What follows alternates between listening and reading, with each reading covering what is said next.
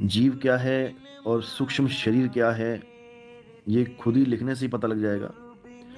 जीव वो है जो सदा सदा जीवित रहे। जीव सोई जो जुग जुग जीवे। और जो शरीर है, वो शरीर हमेशा जीता नहीं है। शरीर तो नाशवान होता है। तो यही फर्क है कि सूक्ष्म शरीर नाशवान है और जीव अविनाशी है। इस शरीर को चलाने वाला जीव ही है। हर शरीर को जीव ही चलाता है। जीव मैंने बताया, जीव शरीर के अंदर होता है। वो अवस्था शरीर के अंदर की होती है जो जीव कहलाती है। और जो आत्म अवस्था होती है वो अलग होती है। उसको अच्छी तरह समझ लेना है।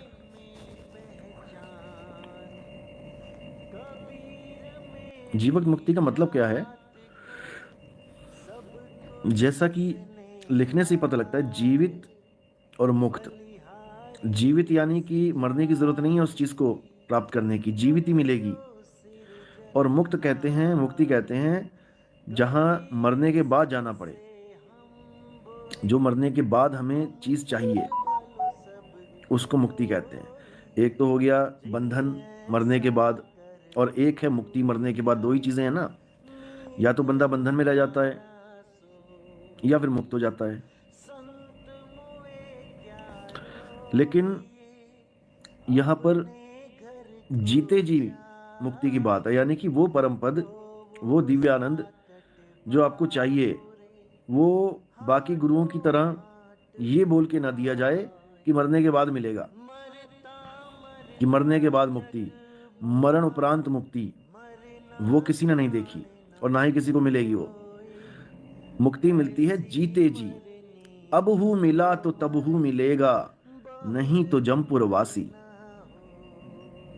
बस इतना समझ लो। भोजन करना, आप किसी भी रिश्तेदारी में जाते हैं तो आप पहले उनको बोल दें कि भाई हम इस चीज को ग्रहण नहीं कर सकते। बर्तन भी हमारे अलग होने चाहिए, क्योंकि हम नाम दीक्षा ले चुके हैं। हमारी कुछ मर्यादाएं आ गई हैं। मर्यादाओं में तो रहना ही है ना। अगर आप एक दिन के लिए जा रहे हैं तो कोई बड़ी बात नहीं है, फल फ्रूट लेके जाएं साथ में। या तो उनको बोल ही दें। आप नहीं बोल सकते तो आपकी घरवाली बोल देंगी, आपके मम्मी बोल देंगे, आपके बच्चे बोल देंगे, कोई भी बोल सकता है। इतना तो कोई भी नहीं करता परहेज। आपको अगर परहेज है तो वो आपकी सपोर्ट करेंगे। तो इतना तो रिश्तेदार भी देख लेता है। भाई रिश्तेदार तो ये भी देख लेता है कि आपको क्या पसंद है क्या नहीं पसंद है। खाना बनाने से पहले पूछ लेता है कि भाई साहब क्या बनाया जाए। तो आप ये कह सकते हैं कि मैं नॉनवेज नहीं खाता हूँ, मेरे बर्तन अलग हों बिल्कुल। नए बर्तन यूज़ करो। नए बर्तन मतलब जैसे एक कुकर, उनको बोलो कि आप एक कुकर लेके ही रख लो, वो हमारे लिए उसी में बनाना है खाना। और कुछ थालियाँ ले लो, जैसे प्लास्टिक की थालियाँ चलती है बिल्कुल अलग, ताकि वो पहचान में आ सके कि ये वेज वालों की है। तो हो जाता है ऐसे, कई लोगों ने किया है। अब आपके रिश्तेदार क्या करेंगे वो मुझे तो पता नहीं, लेकिन आप एक बार बात करके देखो।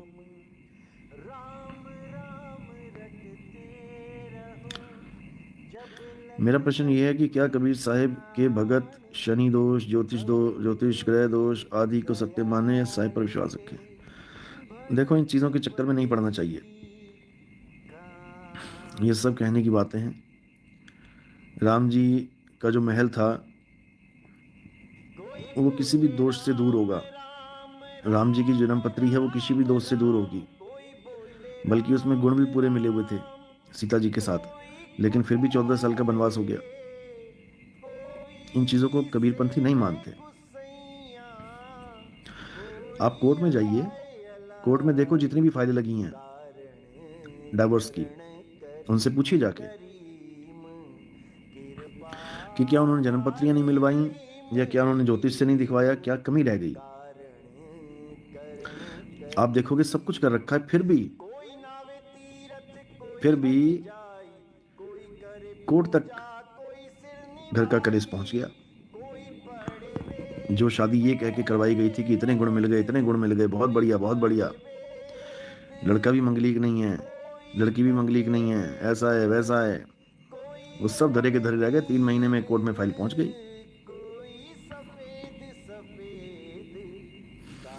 तो इसलिए इन चीजों को नहीं मानना चाहिए।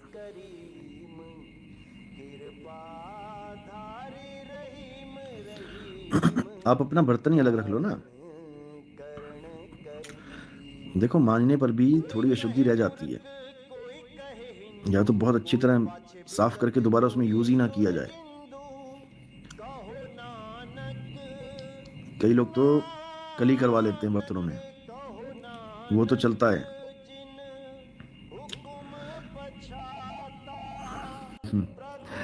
तो आप भी कोई उसको माला थोड़ी नहीं पहनाओगे।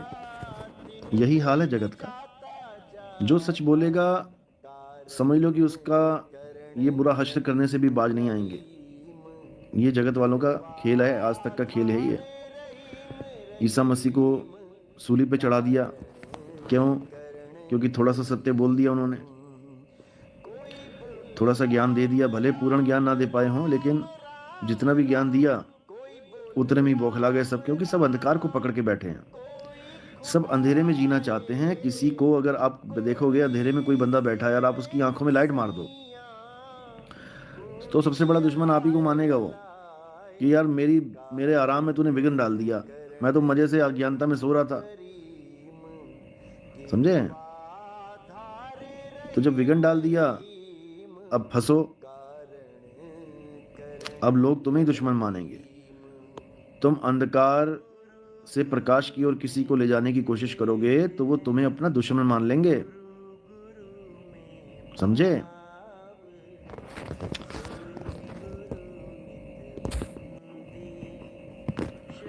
तो बात ये है।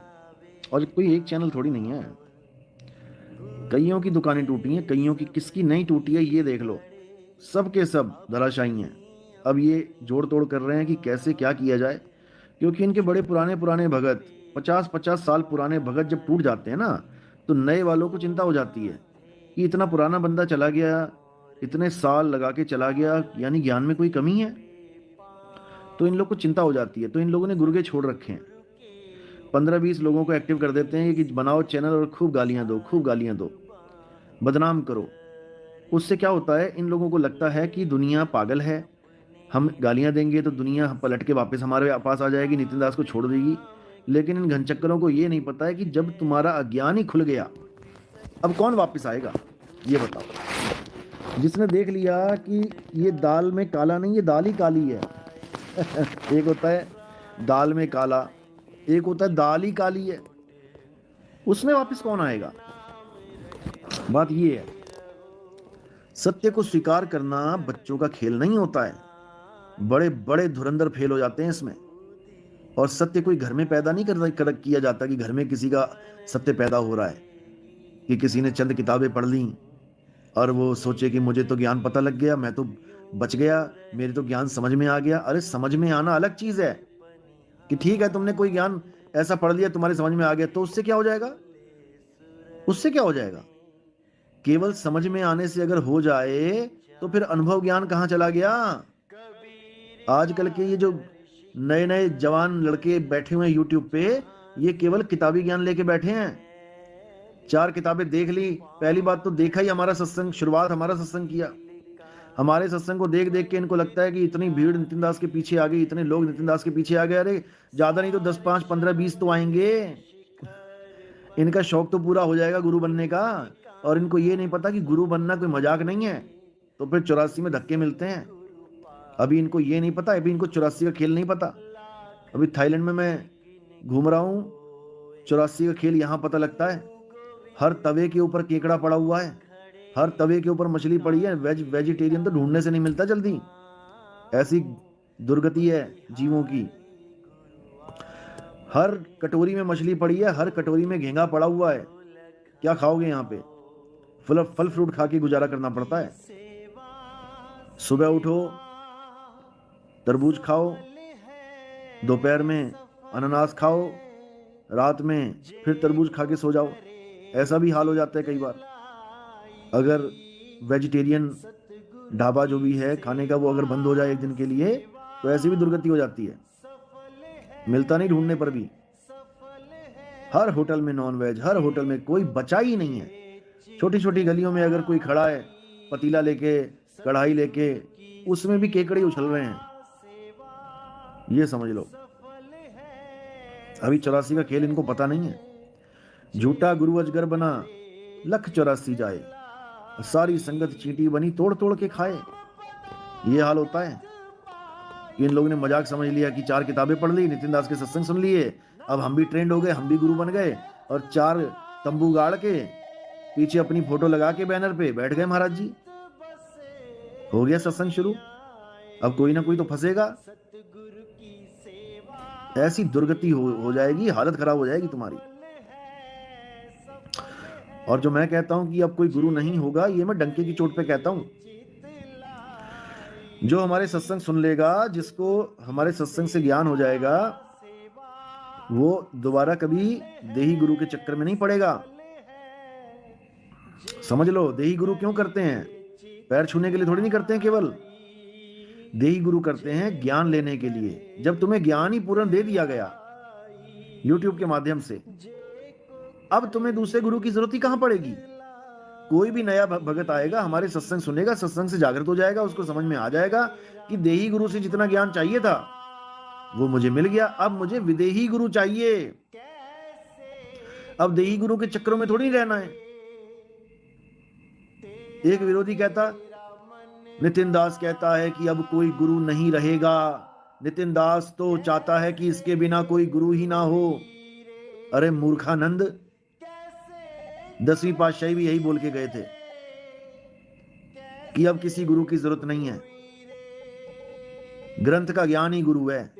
तो उसके बारे में 4 लाइनें बोल के दिखा, तुझे पता लग जाएगा कि क्या होता है बड़बड़ाना।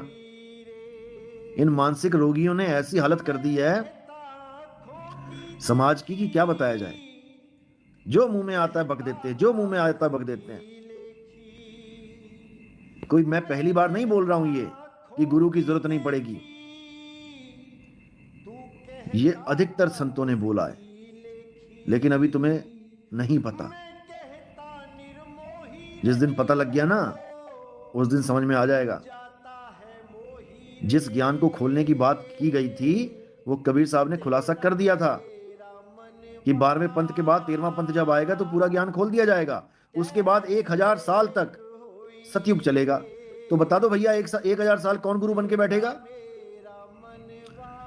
1000 साल तक ही क्यों बोला? गुरु प्रणाली तो तुम 10,000 साल चला दो, फिर 1000 साल क्यों बोला? और फिर क्यों बोला कि 12 पंथ के बाद 13वां पंथ उजागर होगा? जब सारे गुरु चल ही रहे हैं तो 12-13 का खत्म ही है खेल। ये तुम्हारे समझ में नहीं आएंगी बातें, क्योंकि तुम लोगों लीचड़ बंदे, लीचड़ होते हैं ना, वो हालत तुम लोग का। तो ये असलियत बता रहा हूं मैं। जो हमारे पंथ में आता जाएगा, जो ज्ञान समझता जाएगा, जो गुरु, जो देह गुरु का जंजाल है उसमें से निकलता जाएगा, वो कभी कोई गुरु धारण नहीं करेगा। वो तो सीधे शब्द को जानेगा। अब उसका तो खेल टॉप पे पहुंच चुका है। अब वो फिर से नीचे से शुरुआत करेगा क्या? नहीं करेगा। और ऐसे गुरु घंटाल भी बैठे हैं यहां पर जो कहते हैं गुरु की जरूरत नहीं है, गुरु की जरूरत नहीं है, सामान सामने पड़ा है, सामने पड़ा है सामान, तुम्हें दिख नहीं रहा है। अरे सामने पड़ा है तो बता देना भाई, फिर कंडीशन क्यों लागू कर रखी है? ऐसे नहीं बताऊंगा, ऐसे नहीं। अरे जब सामने ही सामान पड़ा है तो बता दे। और तूने तो गुरु बनना ही नहीं है। जब तूने गुरु नहीं बनना है तो तुझे डर किस बात का है? या तो कुछ गड़बड़ है, तेरे अंदर भी गुरु बनने की लालसा है।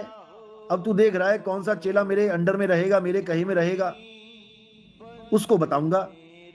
या तो तेरे अंदर ये खुरापात चल रहा है, और ये खुरापात चल रहा है तो समझ ले तू दोषी हो गया, तू दोषी हो गया परमात्मा का। या तो गुरु बन ही मत। अगर तू गुरु का खंडन कर रहा है तो गुरु बन ही मत।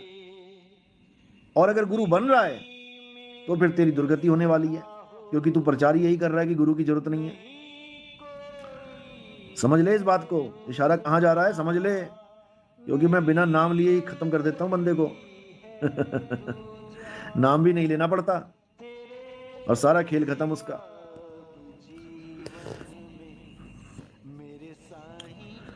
आयु का मतलब क्या होता है पहले तो ये समझ लो। आयु का मतलब ये नहीं है कि तुम्हारा शरीर जर्जर अवस्था में आ गया तभी तुम छोड़ोगे। आयु क्या, आयु को मान क्या लिया तुमने? उम्र का मतलब ये नहीं है कि शरीर एक बच्चे का और एक बूढ़े का। अब तुम कहो कि बूढ़े का भी 5 तत्व का है, बच्चे का भी 5 तत्व का है, एक ही साथ छूटना चाहिए इनका, एक ही समय बाद छूटना चाहिए। ऐसा नहीं होता है। बच्चे का शरीर तो कहो गर्भ में ही खत्म हो जाए, और बूढ़ा 120 साल होके मर रहा है, तत्व दोनों के वही हैं, लेकिन एक की आयु छोटी सी, एक की आयु बड़ी। क्यों हुआ ऐसा? ये प्रारब्ध की वजह से हुआ। किसको कितनी आयु मिलनी है, कितनी सांसें मिलनी है, ये प्रारब्ध से पता लगता है। प्रारब्ध से ही ये निर्धारित होता है कि आगे क्या होने वाला है, कितने साल जिएगा ये। तत्व जो है वो पहले से मरे होते हैं, इनकी कोई आयु थोड़ी नहीं है, ये पहले से मरे हुए हैं, ये बदल जाते हैं, ट्रांसफॉर्म हो जाते हैं। This all is a kind of energy. जो कुछ भी आप देख रहे हो ये एक एनर्जी का ही प्रारूप है, ये बदलती रहती है। पानी को गर्म कर दो, देखो हवा में बदल गया, अब पानी मर थोड़ी नहीं गया, ये बदल गया केवल। तो ये जितने भी गुरु बैठे हैं, गुरु घंटाल, जो कहते हैं energy is God, energy is God, संसार जगत ही परमात्मा है, जगत बदलता रहता है, कुछ कभी खत्म नहीं होता, परमात्मा कभी खत्म नहीं होता, ये सब मूर्ख हैं, ये सब मूर्ख हैं। जो चीज बदल जाती है वो कभी परमात्मा हो ही नहीं सकता। जो बदले सो माया संतों, जो बदले सो माया। गीता में भी यही बोला गया, हे अर्जुन, दो प्रकार के तत्व हैं, एक असत तत्व है, एक सत तत्व है। असत तत्व असत इसलिए है क्योंकि वो सदा एक सा नहीं रहता, वो हमेशा बदल जाता है। और सत्य इसलिए सत्य है क्योंकि वो कभी बदलता नहीं है। यही फर्क है दोनों में, और कोई फर्क नहीं है। असत्य भी चेंज हो रहा है, केवल 5 तत्व मर नहीं रहे हैं, चेंज हो रहे हैं, बदल रहे हैं। बदलने के कारण ही ये असत्य है। समझ में आ गया? हर वक्त हर चीज का एक समय होता है। अज्ञान का भी समय होता है, ज्ञान का भी समय होता है। जब तक ज्ञान का समय नहीं आता, जब तक अज्ञान खूब पलता पुसता है, खूब मोटा तगड़ा हो जाता है, खूब छा जाता है दुनिया में, ऐसा लगता है कि इसके अलावा और कुछ सत्य है ही नहीं। और अज्ञान तो इतना छाया हुआ है दुनिया में कि आप सोच भी नहीं सकते। पूरी दुनिया ही अज्ञान में बैठी है, पूरी दुनिया। जितनी खोपड़ियां आपको दिख रही हैं इंसानों की, इन सब खोपड़ियों के अंदर वायरस है, अज्ञानता का वायरस है। अब इनका इलाज वही डॉक्टर कर सकता है जिसने अज्ञान को अच्छी तरह समझ लिया है कि क्या है अज्ञान, और जिसने ज्ञान को अच्छी तरह अनुभव किया है कि क्या है ज्ञान। एक तो होता है थ्योरी पार्ट का ज्ञान, जो ये ग्रुपों में गुटबाजियां करते हैं, बकवासें करते हैं, ये सब किताबी कीड़े हैं, सब किताबी कीड़े हैं। मैंने ये पढ़ लिया, मैंने वो पढ़ लिया, मैंने वो। पढ़ने से क्या होगा भाई? पढ़ने से क्या होगा? एक कहता हमें तो समझ आ गया, बस समझ आ गया, बात खत्म, अब आगे क्या करना है? अरे मूर्खों, तुम्हें किसी सांप ने काटा और तुम्हें किसी ने समझाया कि बेटा डरो मत, ये वाली दवाई ले लो, सांप का जहर उतर जाएगा, तुम्हारे समझ में आ गया तो बेटा अब क्या तुम बच जाओगे? तुम्हारे समझ में आ गया तो। समझ में आना अलग बात है और उस दवाई को खाना अलग बात है। ये बात तुम्हारी समझ में क्यों नहीं आती? यहां तुम्हारी नानी क्यों मर जाती है? यहां क्यों तुम्हारे दिमाग के सारे पेच फेल हो जाते हैं? ये क्यों नहीं तुम्हारी समझ में आती बात? आदि नाम हम भाग सुनाया, मूर्ख जीव समझ नहीं पाया। अरे भाग के सुना दिया और सुनाने के बाद समझ भी जाता और अनुभव ना होता तो क्या हो जाता? तो क्या हो जाता? फिर धक्के खाता। बात अनुभव ज्ञान की है। अनुभव ज्ञान बिना सब झूठा, झूठी हाट लगाई। ये अनुभव ज्ञान का खेल है भाई, ये अक्षर ज्ञान का खेल नहीं है कि 4 अक्षर पढ़ लिए, 4 अक्षर ज्ञान हो गया और बन गए तुम संत महात्मा। तुम्हारे जैसे 36 आके 36 चले गए काल के मुंह में, दुर्गति हो जाएगी तुम्हारी, इतना समझ लो।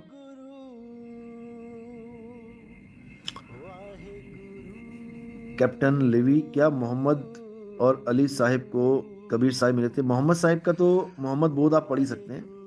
पहले तो एक बात समझ लो कि कबीर साहब सबको मिले हैं। ऐसा कोई इंसान नहीं होगा इस दुनिया में जिसको कबीर साहब नहीं मिलते। क्योंकि उनका काम ही यही है।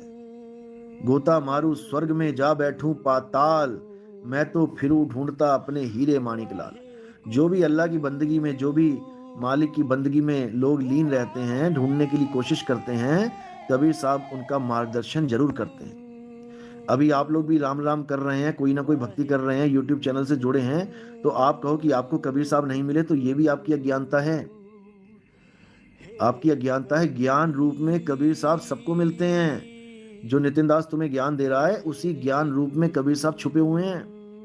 क्योंकि किस ज्ञान की महिमा गा रहा हूं मैं? शब्द मोहम्मद बोध आप पढ़ ही सकते हैं। पहले तो एक बात समझ लो कि कबीर साहब सबको मिले हैं। ऐसा कोई इंसान नहीं होगा इस दुनिया में जिसको कबीर साहब नहीं मिलते, क्योंकि उनका काम ही यही है। गोता मारू स्वर्ग में जा बैठूं पाताल, मैं तो फिरूं ढूंढता अपने बंदगी में। जो भी मालिक की बंदगी में लोग लीन रहते हैं, ढूंढने के लिए कोशिश करते हैं, कबीर साहब उनका मार्गदर्शन जरूर करते हैं। अभी आप लोग भी राम राम कर रहे हैं, कोई ना कोई भक्ति कर रहे हैं, यूट्यूब चैनल से जुड़े हैं, तो आप कहो कि आपको कबीर साहब नहीं मिले, तो ये भी आपकी अज्ञानता है। आपकी अज्ञानता है। ज्ञान रूप में कबीर साहब सबको मिलते हैं। जो नितिन दास तुम्हें ज्ञान दे रहा है, उसी ज्ञान रूप में कबीर साहब छुपे हुए हैं। क्योंकि किस ज्ञान की महिमा गा रहा हूं मैं? शब्द गुरु की। तो शब्द गुरु ही कबीर हैं। देह के चक्कर में मत पड़ जाना कि मुझे तो नहीं मिले जी दाढ़ी और टोपी वाले कबीर। ज्ञान रूप में गुरु ही कबीर है। साहिब कबीर का सब घट वासा, गुप्त प्रगट कुछ अजब तमासा। जहां संत तहां परगट भयऊं, और जहां असंत गुप्त तहां रहूं। वो साफ बोल रहे हैं। जहां संत, यानी संत का मतलब क्या होता है? जो सृष्टि का अंत करना जानता है, वही संत है। समझे? सृष्टि का अंत कौन कर सकता है? जिसको पता है कि सृष्टि रचना होती कैसे है। आज बड़े बड़े बाबा लोग फेल हो गए हैं। हमारे सत्संग सुन के जीव जाग गए हैं, अपने गुरुओं से सवाल पूछ रहे हैं कि सृष्टि रचना बताओ। तुमने हमें मंत्र तो पकड़ा दिया जपने के लिए, सृष्टि से निकलेंगे कैसे इस मंत्र से? सृष्टि ही भवसागर है, इस भवसागर से पार कैसे जाएंगे? वहीं पे हालत खराब हो जाती गुरुओं की। सृष्टि रचना ही सबसे बड़ा रहस्य है। और 2018 से बोल रहा हूं मैं कि बिल्कुल खोलेंगे, लेकिन उसके लिए पात्र बनना पड़ता है, सुपात्र बनना पड़ता है। ये गुरुद्वारे का लंगर नहीं है कि कोई भी आया जी, थाली उठाई और चाय डाला और कड़छी उठाई डाला और चले गए खाने। ऐसे नहीं होता है ये।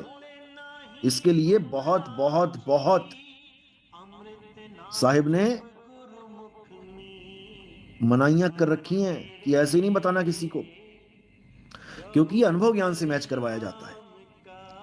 जब आपको अनुभव ज्ञान होगा, तब सृष्टि रचना का भेद खोल दिया जाता है। वैसे तो वो खुल ही जाता है अगर सही अनुभव हो जाए, क्योंकि अनुभव भी गलत हो जाते हैं कईयों को। कई लोग सोचते हैं प्रकाश दिख गया, शायद यही सत्य है। कई लोग कहते हैं अरे झिंगुर जैसी आवाज सुनाई देती है मुझे, दिन रात दिन रात दिन रात चल रही है मेरे साथ, गुरुजी मुझे सार शब्द मिल गया। अच्छा जी। कई लोग कहते हैं मुझे जी आपके दर्शन हो गए, चमचमाते हुए आप आए, इतना प्रकाश था, ऐसा था वैसा था, गुरुजी सार शब्द मिल गया। अच्छा जी। ऐसा नहीं होता भाई। जब सार शब्द प्रकट होता है तो नजारा ही कुछ और होता है। और ये किताबी कीड़ों को नहीं मिलने वाला कि हमें तो ज्ञान समझ में आ गया, अब हमें कुछ नहीं चाहिए। एक निकम्मा तो बोल रहा था, कह रहा गुरुजी अब हम बंधन से मुक्त हो गए हैं, हम और आगे का ज्ञान मिल गया हमें। मैंने कहा क्या कर रहे हो भैया, बंधन से मुक्त हो गए? कहते अब हम दिया अगरबत्ती भी कर लेते हैं, हम जल भी चढ़ा देते हैं सूर्य देव को, हम गंगा जी में स्नान भी कर लेते हैं, हम देवताओं की पूजा भी कर लेते हैं, हम बंधन मुक्त हो गए। अरे मूर्खानंद जिन बंधनों को तोड़ के तू आगे बढ़ा था, तू इस पंथ से आगे जाकर तू फिर उन बंधनों में लिपट गया जाके, और तू सोच रहा है कि तू बंधन मुक्त हो गया। क्या क्या हाल है इन लोगों का, क्या दिमाग है लोगों का, क्या विवेक शक्ति है लोगों की। मैं तो ये हैरान हूं। इसीलिए साहिब ने बोला आगे खोजे गिर पड़े। कुछ निकम्मे हैं ऐसे जो सोचते हैं कि ये ज्ञान भी शायद पूर्ण ज्ञान नहीं है, थोड़ा आगे और बढ़ लेते हैं। बेटा चक्की की कील से तुम आगे बढ़ोगे तो पिस जाओगे। याद रखना, हमारे यहाँ जो ज्ञान है ये फुल एंड फाइनल ज्ञान है। हालांकि ये फुल एंड फाइनल ज्ञान है, फिर भी हम ये नहीं कहते किसी को कि तुम आगे मत खोजो, क्योंकि ये गुरु का काम ही नहीं है बोलना। गुरु का काम है सत्य बताना। अगर समझ में आता है तो टिक जाओ, नहीं समझ में आता तो आगे बढ़ो। लेकिन आगे बढ़ने का मतलब ये नहीं होता तुम बैक गियर लगा दो कि गुरुजी अब मैं तो दिया भी जला देता हूँ, आरती भी करता हूँ, पूजा पाठ भी करता हूँ, मैं व्रत भी रखने लग गया हूँ, मैं तो बंधन मुक्त हो गया हूँ। बताओ, अरे मूर्खानंद, यही तो बंधन पाश था जिसको छुड़वाया था मैंने।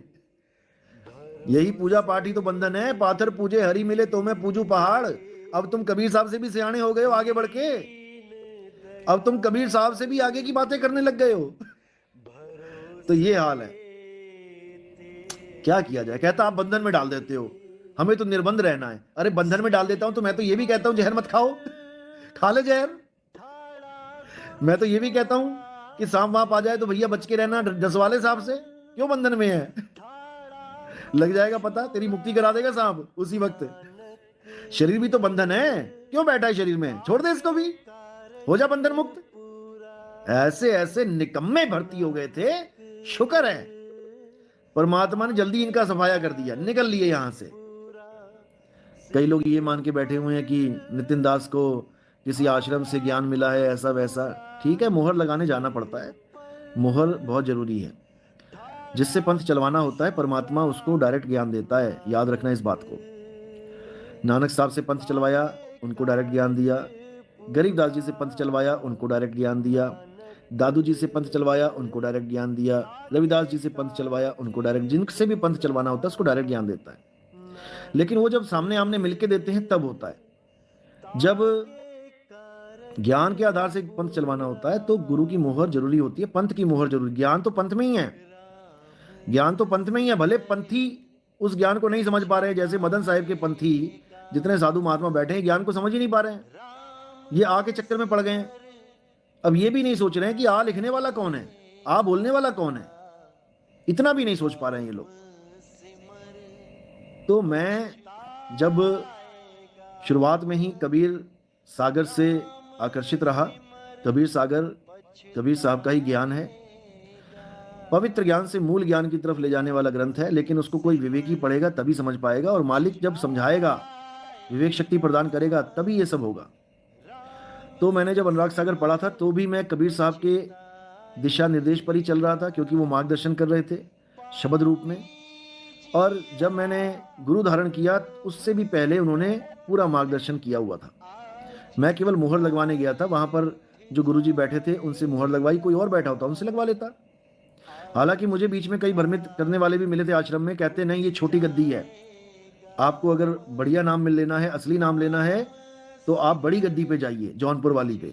ऐसा बोलने वाले भी उस आश्रम में पहले भी बैठे थे, आज भी मिल जाएंगे आपको। जब भंडारा होता है ना तब आप जाएंगे, तब कई तरह के संत आते हैं वहां पे, कोई किसी गद्दी का, कोई किसी गद्दी का, और वो देखते रहते, ताड़ते रहते हैं वो लोग चेलों को। कौन चेला मोटा है, मोटा यानी पैसे वाला है, कौन चेला समझदार है, उसको भरमाने की पूरी कोशिश करते हैं कि वो चेला इस आश्रम से ना जुड़ जाए, इसको हम अपने आश्रम से जोड़ लें। और इन लोगों की इतनी दुर्गति है कि ये अपने चेलों को दूसरों के आश्रम में जाने तक नहीं देते। ये मैं मदन पंथ वालों की बात कर रहा हूं, क्योंकि मैं अपने ऊपर ही लगा के रहता हूं कि मैं कम से कम 6-7-8 साल बाद उस पंथ में गया जहां से ये शुरुआत हुई थी। मुझे एक ने भी नहीं कहा कि वहां जाके मिलाओ, क्योंकि ये खुद ही नहीं जाते थे। इनका झगड़ा चला हुआ था वहां पे, उस वक्त सरकार साहब थे ना, वो यहां आते थे बीरापुर में, ना बीरापुर वाले वहां जाते थे, झगड़ा मचा हुआ था पूरा। मंच पर तू मैं हुई पड़ी थी। गुरुजी ने वहां जाके सत्संग में गए होंगे कभी, हमारे गुरुजी के गुरुजी, उससे झगड़ा तो शुरू का ही है। आश्रम आश्रम खेलना छोड़ो और बुद्धि विवेक को बढ़ाओ। अब आश्रम आओ और श्रम यानी मेहनत करो। मेहनत कैसी करनी है? कोई शारीरिक मेहनत नहीं करनी है, अपनी सूरत को स्थिर करो। सूरत फंसी संसार में, तासे पर गई दूर, और सूरत बांध स्थिर करो, आठों पहर हुजूर। ये है मेहनत। काल भगवान से तुम्हारी जंग है, अब मेहनत से लड़ो। सारी उम्र का खेल है ये मत सोचो कि मुझे नाम मिल गया, मुझे धुन सुनाई देने लग गई जी गुरुजी, रात भर चलती है, दिन रात चलती है। देखो काल का क्या खेल है। अच्छी तरह सत्संगों को सुनो, पूरे विश्वास के साथ भक्ति करो, फिर देखो क्या होता है। केशव जी, गुरुजी पिंड अंड ब्रह्मांड में अंड क्या है? सबको गुरु बनाना है क्या?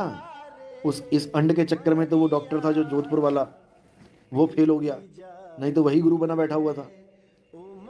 बहुत से बनेंगे अभी, देखते जाओ कहां कहां फंसे हैं ये लोग, और हमारा ज्ञान सुन के आगे भी बढ़ जाते हैं। लेकिन जो गुरुवाई का कीड़ा होता है ना, ज्ञानी बनने का कीड़ा, ये कीड़ा खतरनाक होता है। अभी तो ये अंड में ही फंस जाएंगे सारे, अंड हैं कहाँ? क्योंकि ये सब बातें ऐसे नहीं बताई जाती हैं। बहुत सी बातें, 5505 जब आएगा 5505, ये सबसे बड़ा कोड है। सबसे ज्यादा विस्तार अंड में ही है, कोई निकल ही नहीं सकता। माइका लाल कितनी किताबें पढ़ ले, कितना ही ज्ञान समझ ले, कितने ही धक्के खा ले, जब तक चाबी नहीं दी गुरु ने अंड की, इससे निकलना बहुत मुश्किल है। बोला ना साहिब ने, आदि माया कीनी चतुराई, झूठी बाजी पिंड दिखाई, अवगति रचना रची अंड माही। सोचो, अविगत रचना, ऐसी ऐसी रचना रच दी है इसने अंड में, कोई निकल ही नहीं सकता। ताका प्रतिबिंब डाला है, सबसे खतरनाक रचना है अंड में, लेकिन किसी को पता ही नहीं अंड होता कहां है। सब धक्के खा रहे हैं, कोई कुछ बताई जा रहा है, कोई कुछ बताई जा रहा है, कोई कुछ बताई जा रहा है। इतना समझ लो। तो ये सब जब पार्थ हो जाता है, कोई सुपात्र हो जाता है, तब मिलता है ज्ञान।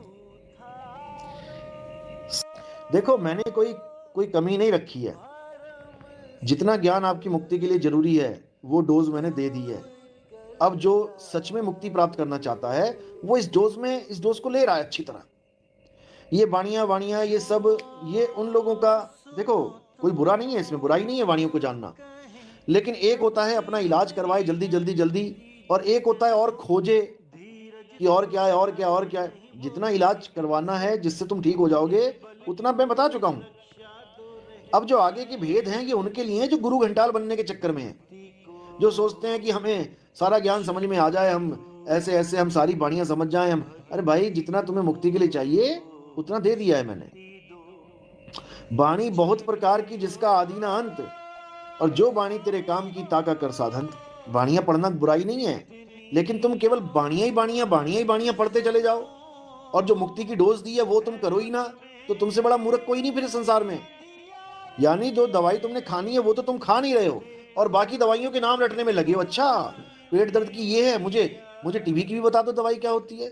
अच्छा, ये टीबी की भी हो गई, बहुत बढ़िया, मैं तो ज्ञानी हो गया। और बता दो मुझे ब्रेन हेमरेज की क्या कौन सी दवाई होती है। अच्छा, मैं और बड़ा ज्ञानी हो गया, मुझे और बता दो आगे कैंसर की कौन सी। अरे कितनी दवाइयां रटोगे भाई, अपना इलाज कर लो, जितना बताया है उसको समझ लो, अनुभूति कर लो, उससे ही हो जाएगा कल्याण।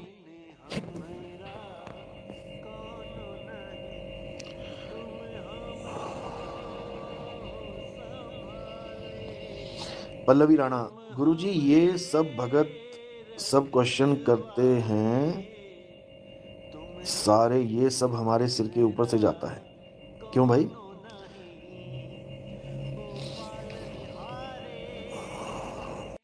देखो मेरी एक एक बात वो समझ पाएगा जिसको थोड़ा भी अनुभव होना शुरू हो गया।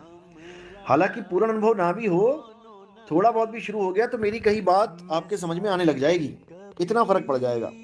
क्योंकि मैं कई बार बात करूंगा विचार शून्य की, तो अगर आपका विचार कभी शून्य हुआ ही नहीं तो आप कैसे जानोगे विचार शून्य क्या है। कई बार मैं बात करूंगा कि सूरत स्थिर होने से पहले ऐसे होता है वैसा होता है, तो जब आपके साथ हुआ ही नहीं है तो आप कैसे जानोगे कि ये क्या बोल रहे हैं। बात सारी अनुभव की है। एक बार आपको झटका लग गया, एक बार आपको अनुभव हो गया, भले 2 सेकंड का हो जाए, लेकिन आप उसके बाद मेरी बात समझने लायक हो जाओगे, इतना समझ लो। उसके बाद मेरी एक एक बात आपके समझ में आने लग जाएगी। लेकिन उन निकम्मों की तरह मत करने लग जाना जो अनुभव तो हुआ नहीं और लेके बाणियां लिखने लग गए। जो ज्ञान में बोल रहा हूं उसी को कविता बना बना के लिखने लग गए और सोचने लग गए कि मैं भी संत बन गया। ऐसे संत कोड़ियों के भाव बिकते हैं गली गली में, और ऐसा कोई संत नहीं हो जाता बाणियां लिखने वाला। वो देखो टोपी वाला कबीर जो सबको टोपी पहना के चला गया यानी अधूरा ज्ञान दे के चला गया। और जो मैंने कहा था वही सच हो रहा है। देखो मैंने बोला था कि देखना अब ये निकल गया ना दुनिया से, अब पीछे पंथ रह गया अकेला, किसी को गद्दी भी देके नहीं गया। अब कोई ना कोई ड्रामा करेगा कि गुरुजी मेरे सपने में आए, सपने में मुझे गुरुजी ने आदेश दिया कि तुम नाम दीक्षा दे दो। वही ड्रामा चलने वाला है, समझ जाओ। अभी एक वीडियो देखी थी मैंने, पता नहीं 1 घंटे कितने की, गुरु की फोटो लगा के उसकी आरतियां घुमा रहे हैं। बताओ, फोटो को गुरु मान लिया, देही को गुरु मान लिया, क्या ज्ञान प्राप्त किया। कबीर साहब कह रहे हैं पाथर पूजे हरि मिले तो मैं पूजू पहाड़। हरि को तो छोड़ो, ये गुरु की फोटो पूजने लग गए। बताओ क्या बनेगा इन लोगों का। क्योंकि सारी उलटवासियां सुरत और शब्द के ऊपर बनी होती हैं, A to Z। कोई भी उलटवासी ले लो। अब इतनी मगजमारी करने की जरूरत ही नहीं होती जब तुम्हें सीधे अक्षरों में समझा दिया गया कि कहें कबीर सुनो भाई साधो, कहें कबीर सोई जन बच गए जिन शब्द में सुरत संभारी, गगन में अगिया लागी बड़ी भारी। एक लाइन में कबीर साहब ने समझा दिया कि सुरत को शब्द में लगा लो। अब केवल तुम्हें शब्द का भेदी गुरु चाहिए, उलटवासियों का भेदी गुरु नहीं चाहिए कि तुम्हें 1101 उलटवासियां रटवा दे कोई, तुम्हें जहन्नुम में फिकवा दिया उसने। तुम्हें ऐसा गुरु चाहिए जो 52 से निबेड़ा करवा दे तुम्हारा। उलटवासियां भी तो 52 में ही आ रही हैं, ये सब 52 में आ रही हैं। जितनी तुम ज्यादा रट के बैठोगे उतना अहंकार जाग जाएगा। मुझे तो इतनी उलटवासियां पता लग गई, मुझे तो इतना ज्ञान हो गया। क्योंकि उलटवासियों में लिखा भी होता है जो इस पद को बूझे सोई गुरु हम चेला। देखो कबीर साहब कह रहे हैं जो इस पद को बूझेगा वो गुरु में चेला। गुरु बनने में लग गए सारे, मैं बूझूंगा मैं बूझूंगा मैं बूझूंगा तू ही बन जा भैया गुरु। कबीर साहब को चेला बना ले तो गुरु बन जा। ऐसे निकम्मे लोग हैं और पूरी पूरी रात काली कर देते हैं ये निकम्मे। बाड़ियों पे बाड़ियां, बाड़ियों पे बाड़ियां, बाड़ियों पे बाड़ियां, ऊपर से ऊपर बाड़ियां और बाड़ियां। अरे बाड़ियां बोलते बोलते मरमरा जाओगे, 84 में चले जाओगे बाड़ियां बोल बोल के। जैसे खानी जाल है वैसे ही बाणी जाल भी है। बाणी जाल कब जाल बनता है? जब तुम भक्ति को छोड़ के बाणी में उलझ जाते हो। और बाणी ही तुम्हारी मुक्ति का रास्ता कब बनता है? जब बाणी को समझ के तुम सार शब्द तक पहुंच जाते हो। समझ लो इसको। मेरी गाई गाएगा 3 लोक में धक्के खाएगा, ये बाणी की बात चल रही है। जो मैंने बाणियां गाई हैं तुम उसी बाणियों में उलझ के रह जाओगे और तुम भक्ति नहीं करोगे, अनुभव ज्ञान प्राप्त नहीं करोगे तो धक्के खाओगे। और मेरी बाणी बूझेगा, मेरी गाई बूझेगा तो सत्यलोक को सूझेगा। जो मेरी बताई बाणियों को समझेगा, और एक ही काफी है। ये नहीं कि मेरी सारी बाणियां 33 अरब ज्ञान हम बाका, 33 अरब बाणियां तुम ज्ञानी हो जाओगे पूरा पढ़ के, ये नहीं बोला।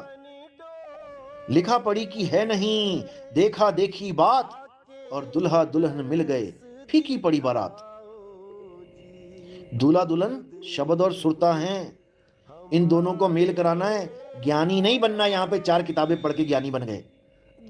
पहले दूसरे गुरुओं के यहां धक्के खा रहे थे, हमारा सत्संग सुन के आगे निकल गए। ये सारे, ये जलंधर वाला, ये अमृतसर वाला, ये फलाने वाला, डिकाने वाला, ये सब फंसे पड़े थे 12वें पंथ में। आज बड़ी बड़ी बातें मारते हैं ये लोग।